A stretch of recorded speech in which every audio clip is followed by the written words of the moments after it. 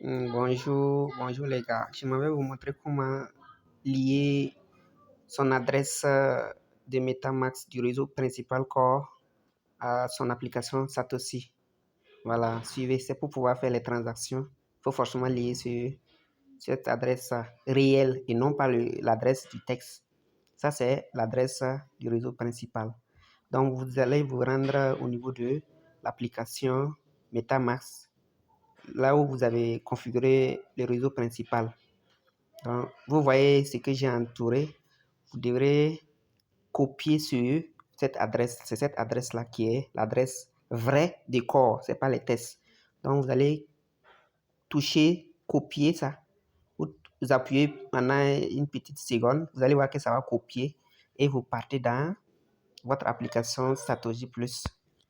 Voilà. Vous venez ici. Quand vous allez arriver ici, regardez bien en bas. On a mis More. Si c'est en anglais, si ton application est en anglais, on va dire My. Donc, vous cliquez dessus. Après avoir cliqué là-bas, vous continuez. Ça s'affiche comme ça.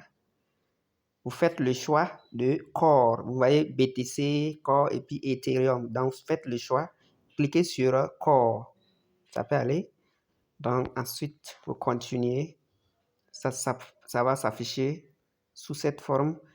C'est toujours Core que vous devrez choisir. Vous voyez, on a mis BTC, Core, et vous choisissez toujours Core. Et quand vous allez choisir Core, ça va apparaître comme ça maintenant. Vous voyez qu'on a mis en bas lier une adresse de retrait. Donc, vous cliquez sur lier une adresse de retrait. Quand vous allez cliquer, ça va apparaître deux fenêtres. Bon, la première fenêtre dit adresse de retrait. La deuxième fenêtre dit mot de passe de l'actif. Donc, l'adresse qu'on a copiée depuis MetaMask depuis longtemps là, c'est cette adresse-là qu'il faut venir coller ici. Donc, vous appuyez sur adresse de retrait. Vous allez voir qu'on va mettre coller. Si en anglais, on va mettre call. Donc, tu appuies sur ça. Ou bien passe. En anglais, on va dire passe. Donc, tu appuies sur ça. Ça va coller.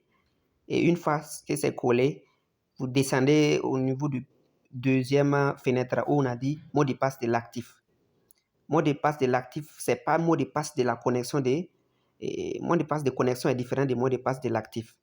Donc, celui qui ne connaît pas son mot de passe de l'actif, il peut me faire signe, je vais lui montrer comment faire la différence. Mot de passe de l'actif, là, ça se crée, c'est après avoir fait le minage qu'on a dit de créer le mot de passe de l'actif.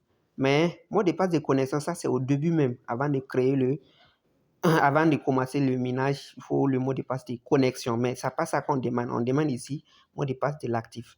Et celui qui ne connaît pas comment on crée le mot de passe de l'actif, ou bien qui ne sait pas comment on le fait, il peut me faire signe. Je vais vous montrer ça.